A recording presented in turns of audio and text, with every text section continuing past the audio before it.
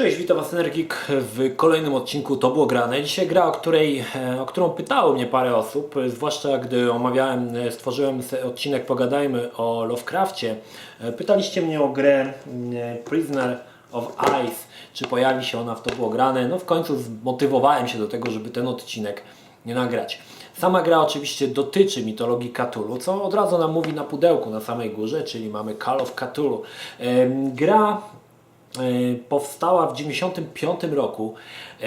Też ciekawa historia się z nią wiąże, ponieważ w tą grę zagrałem wiele lat później, ponieważ na początku, gdy pojawiły się wersje gier na CD, piractwo jeszcze nie ogarnęło nagrywania płyt na nagrywarkach. Nagrywarki były bardzo drogie i pirackie płyty jeszcze nie do końca były dostępne na rynku.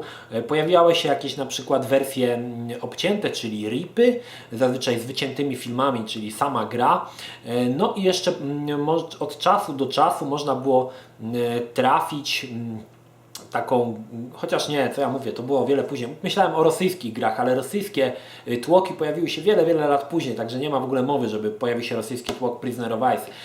W każdym razie, słuchajcie, pierwszy raz się z tą grą zetknąłem, gdy kupowałem gazety z płytami CD. W ówczesnym czasie, to były czasy, kiedy jeszcze nie wychodziły polskie gazety z płytą CD. To jeszcze chyba nie te czasy, kiedy pojawiła się pierwsza płyta w Secret Service, a może, ale chyba nie. Wychodziły takie gazety, które można było kupić w Łodzi, w księgarni Elektronika i były to zagraniczne gazetki typu na przykład PC Gamer, tak? Które zawierały w sobie płytę, na której były jakieś dema. Gazety były dosyć drogie na ówczesne czasy, także ja od czasu do czasu, jak tam z rodzicami jeździłem, oni kupowali mi taką gazetkę właśnie z demami, ja sobie te dema ogrywałem. No i właśnie na jednej z takich płytek było demo Prisoner of Ice. Zawierało ono pierwszą właściwie taką, pierwsze parę lokacji z całej gry, ale muszę przyznać, że skończyłem je niesamowitą liczbę razy, bo za każdym razem mnie tak jarała ta przygoda, szczególnie ten klimat tych pierwszych lokacji, ponieważ gra dzieje się tak naprawdę w czasie II wojny światowej. Otóż amerykańscy, nie wiem czy komandosi, czy żołnierze, zdobywają na Niemcach tajemnicze skrzynie gdzieś na Antarktydzie, czy gdzieś na jakichś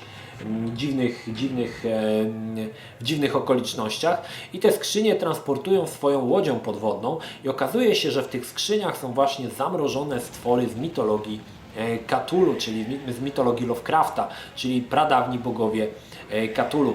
No i oczywiście zaczyna się akcja na samej łodzi podwodnej. To taka klaustrofobiczna troszkę sytuacja, którą możecie kojarzyć z filmu Obcy ósmy pasażer Nostromo, gdzie na terenie łodzi podwodnej grasuje właśnie ten stwór, a naszym zadaniem jest oczywiście nie dopuścić, żeby nas pożar, czy tam zabił, czy cokolwiek innego. W grze wcielamy się, zerknę jak on się tutaj nazywa, ponieważ ja już nie pamiętam, nie grałem niedawno, ale powiem szczerze, że też pamięć jest zawodna, szczególnie odnośnie tych nazw bohaterów.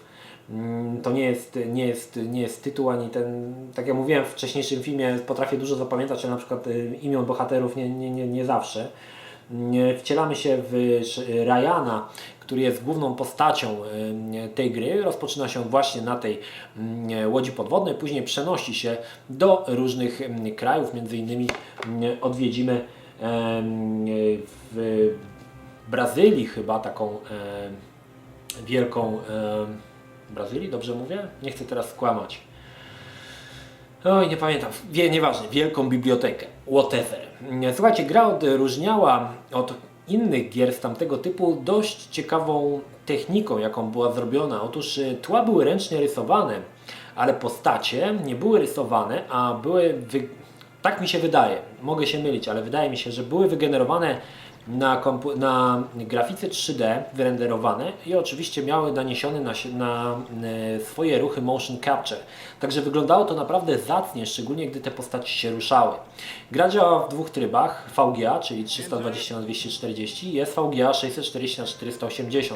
W tamtym czasie mój monitor, gdy w 1995 roku mógł wyciągnąć maksymalnie rozdzielczość porażającą korę mózgową, czyli 800x600, ale gra w wysokiej rozdzielczości 640x480 wyglądała po prostu obłędnie, wszystko było ostre i piękne.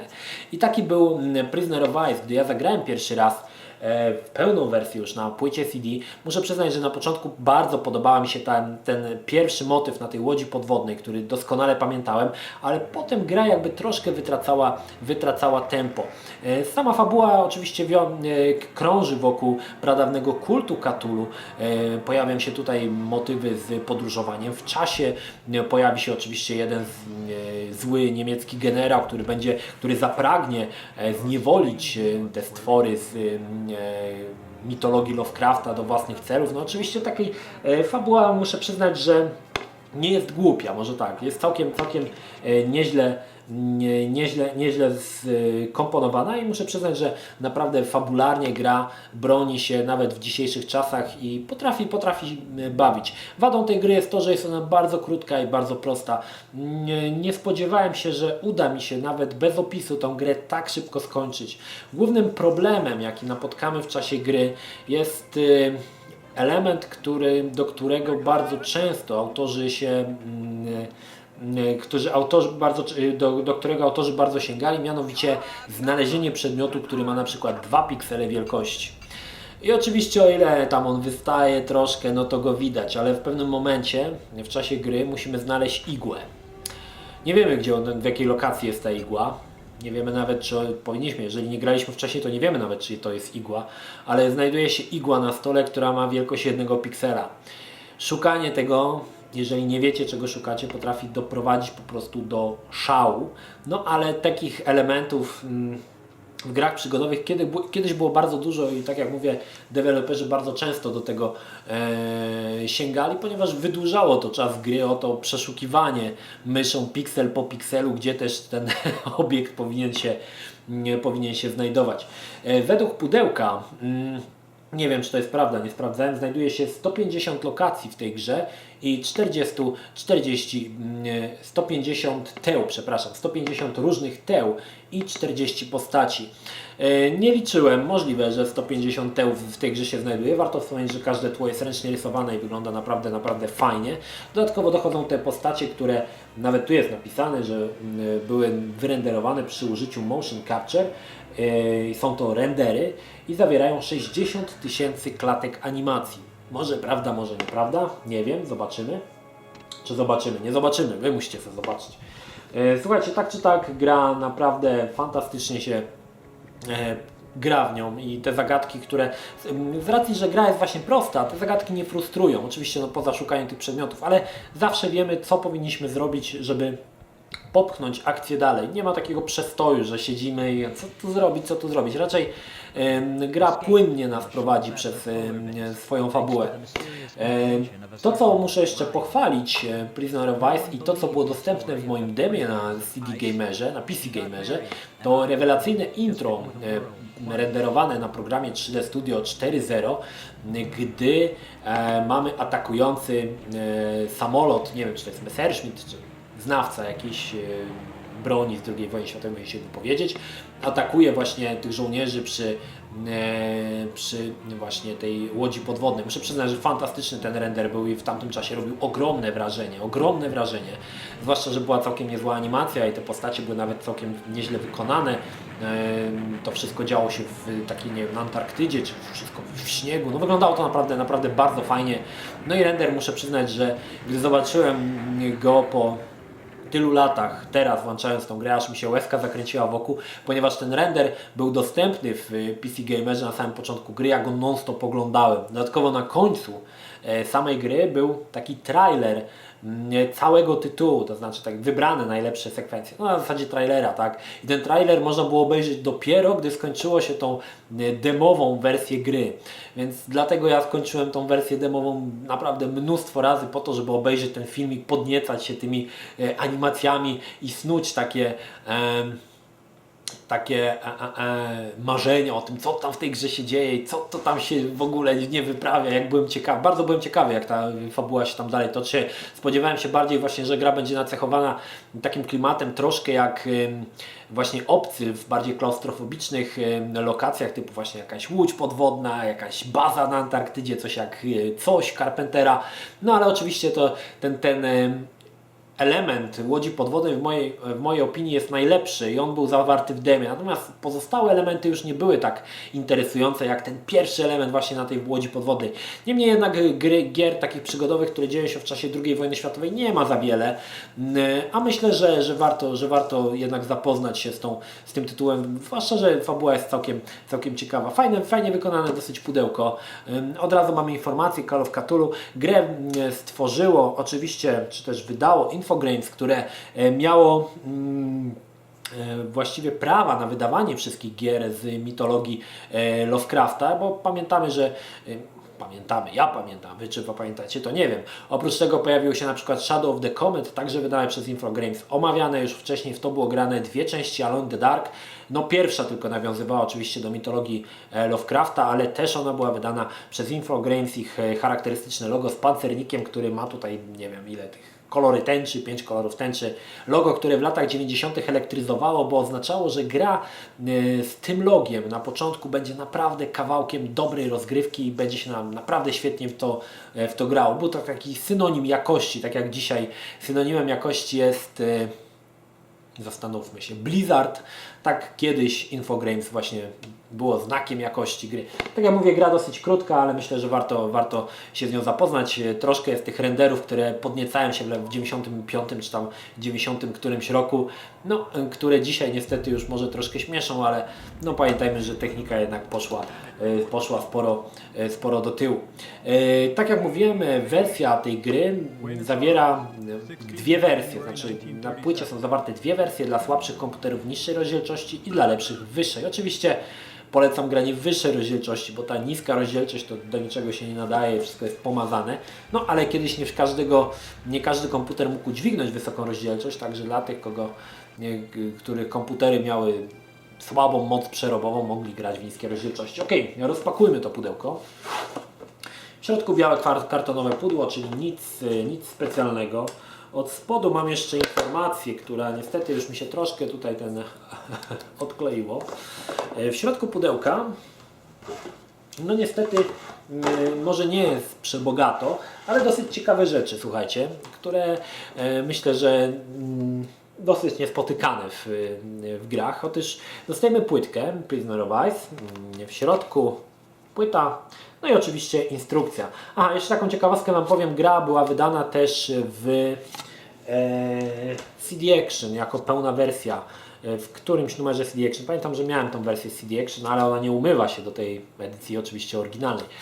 Manual ponownie czarno-niebieski w formacie książeczki dodawanej do płyty. Całe szczęście płyta, jak widzicie, posiada koszulki, także można było ją sobie postawić na półce i widać było, co też w tej pudełku się znajduje.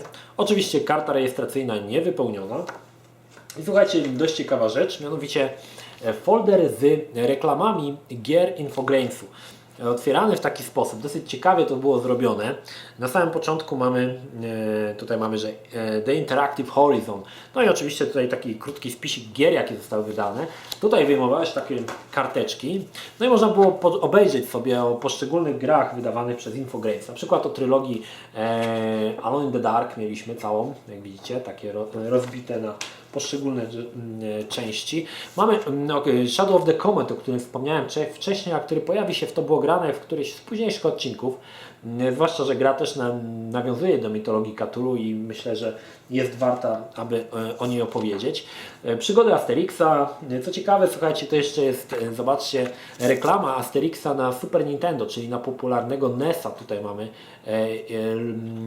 obrazek, jak to wyglądało właśnie na NES-ie. Także też pamiętajmy, że to jeszcze czasy, kiedy hulał Nintendo. Dalej mamy, słuchajcie, Smurfy na pierwszego Game Boya. To też już sprzęt wiekowy.